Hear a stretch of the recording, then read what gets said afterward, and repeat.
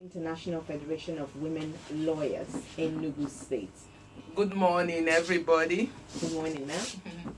So, how's the weather treating you today? Wow. It's been wow.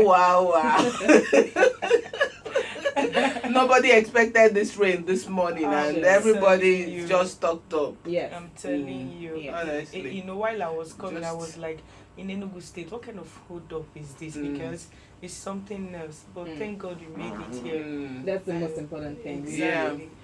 Okay, we'll be going straight up to the topic for today, which is the role of men in the active inclusion of women in Enugu State politics. Let me start with you, Joy. What is your strategy to get the men involved? Okay. One of the strategies we are up to now, we are planning to start up next month is men engagement. We need to engage men, talk to them how important to include women in participation in politics. It's very important, and when they don't understand it, if they don't understand, they will not be able to support women. Okay. But by engaging them now, discussing, analyzing with them, telling them what the benefits of women participation in politics and the rest of them. So by next month, we are starting a program in a community, both community, urban and rural area, to have a conversation with them and tell them the importance of women participation in politics. Okay. Thank you. Okay. All right, Barrister Sylvia. I'd love to know what is your take? Do you think that the men have been doing enough, or do you think that they are just complacent when it comes to supporting women in active politics? Okay. Actually, they're not doing enough. The men are not doing enough in order to ensure that women are actually included in politics. Okay. You know why? Right. Somehow, women are handicapped. When you talk about money, we look at men as the owners of money, that the people that make that money. And election or politics involves a lot of money. Yes. So when women actually want to engage in politics, they lack that money. Starting from purchasing of form, because of the high price, a lot of women may not be able to participate by buying form initially to participate in politics. Okay. And coupled with the fact that they have a lot of engagements at home, the women they take care of the family, the elderly, the father, the children, everybody in the family. So they have a lot of family engagements. Men are not helping out in the family, because assuming men help their women, their wives at home, maybe the women will have enough time to participate in politics. And most times men don't encourage women, they don't support them, they don't canvass for them, they don't sensitize, as in they don't even empower them, because they don't want them to, what will I say now, is it for them to be higher than them? Because most men believe that once their women start going out, maybe they'll start doing shakara for them by the time they get to a higher point, so they don't really encourage their wives or their women to participate. They don't help out at home for them to have that kind of time, and such things draw women back. And because they are not empowered, they don't have money, they can't generate money. And when it comes to fundraising, they might invite these women to help in talking to people to raise funds, but they won't call them when there are crucial issues to be discussed, as in who is going to represent us, who are we going to appoint. So we need men to help in canvassing for the women, to help them in sensitization as well, for them to even participate, because some women don't even know they have a right to participate in politics. They're just withdrawn, they're just there because they feel the woman's place is in the kitchen. But we're saying no, a woman's place is in politics as well, not just in the kitchen. So we need to empower these women, we need to sensitize them, let them know they can equally participate. It's not meant for men alone. It's unfortunate that in the African countries, it's a patriarchy something, it's a world of men, it's just for them to be there, to be everywhere.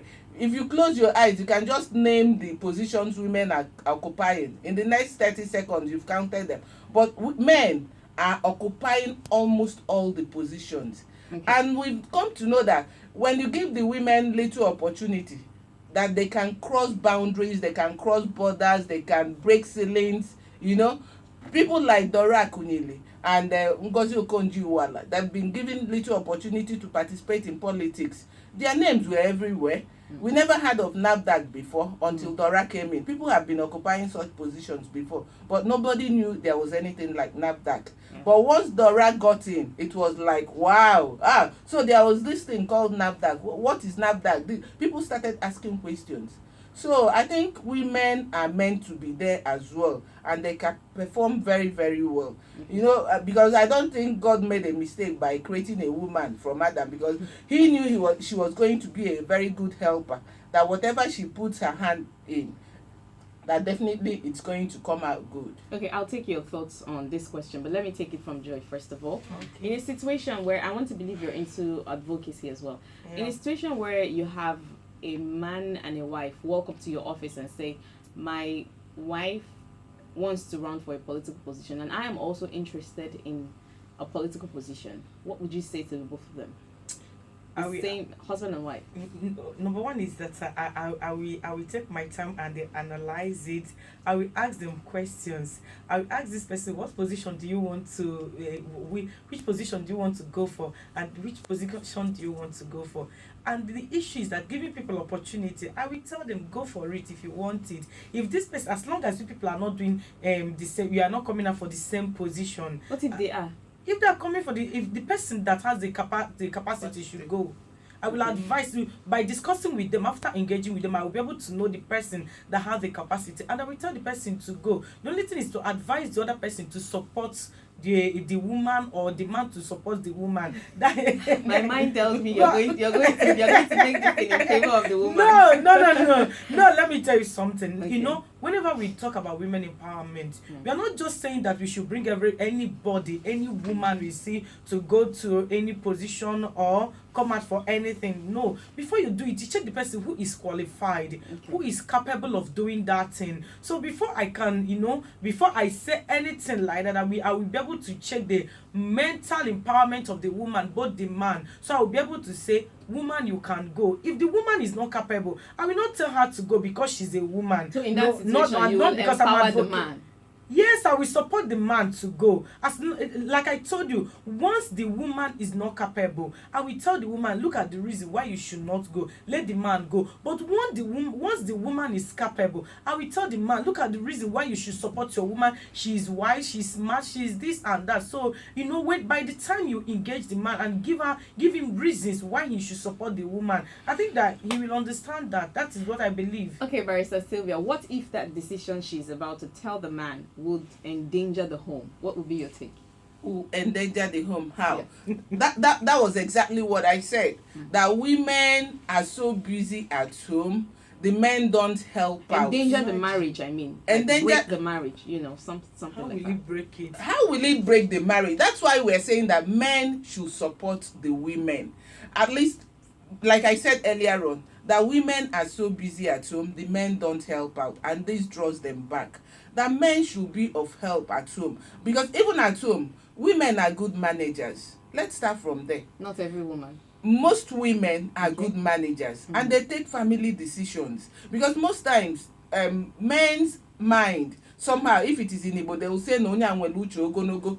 It's just a straightforward uche. They really? don't think front and back. I think it's the men that think front and back. No, Women are thinking straight on. let me tell you. Let me tell you. You know why? Because they will just think straightforward. Okay. They don't think as in, let me know the implication of what I'm going to do. Exactly. But a woman, once you tell her something, assuming you ask her to do something now, she will check the implication, what's going to come out of it, the positive and the negative aspect of it, before she now decides on what to do. Why I'm telling you this is that most times, if you have a reasonable wife at home, most men, when they have issues, or if they want to decide on what to do on a particular issue, they will discuss with their wife, because they know they're going to contribute immensely towards that thing. Because most times when they find out that they did it wrongly the other time, or maybe their wives advised them not to toe this line, and they toed that line and they made mistakes, so next time they will consult her. And it's been working, because even when you get home For the children, the man, most times it's just the woman. I want to think that it's not a gender thing. Sometimes I have met men who are also very detailed, even more detailed than some women. We are not saying So I want to think it's about personality. No, we're not saying that men, we don't have such men, but I'm telling you that we have majority of such people in women. Okay. And another thing I want to say concerning this question that you asked, no reasonable man we want his home to be broken because the wife wants to go into politics. Exactly. No, you haven't met some men. I will not say all of them. I say no reasonable man. If you believe that marriage is all about supporting each other, why won't you support your wife? If your wife sit down and tell you, honey, this is the reason why I want to do this thing, this is the reason why, and you sit down and discuss this thing with you, why won't you support? He's only a jealous man that will want the woman not to go out and participate in everything, both in not just in politics, but in leadership and in business wise. I'm being honest to you. Anybody that loves his or her wife or the spouse will always support the person. Okay, go. Even if you fail, you come back and you replan yourself and go back again. Okay, so I don't know why you should bring a problem in a home. Okay. It shouldn't bring a problem in the home because most times these women, is it not their husband's name that are lifting up high? Good. Dora, have you heard about the father's name? It's Akunyili all the way. Okonji Iwealo, I think she combined hers. So it's just their husband's name all the way. All the benefits and everything goes to them. It's only maybe sparingly they now remember their family home, their father's house. So it's the man that is gaining, but unfortunately, some men, even their friends, the man might even allow the woman to go places as in participate. But you see some of his friends telling him, it's like this your woman, this your wife. I mean, she's going haywire. Because most times they believe that women in politics is just going to sleep around. But Madam Sylvia, that is why they say if you are praying for your husband, also pray for his friends. Exactly. Because sometimes the friends distract them and deceive them. So politics is not about sleeping around or leadership. We are not just talking about Nigerian government or whatever. Women have a lot of places to play roles as leaders.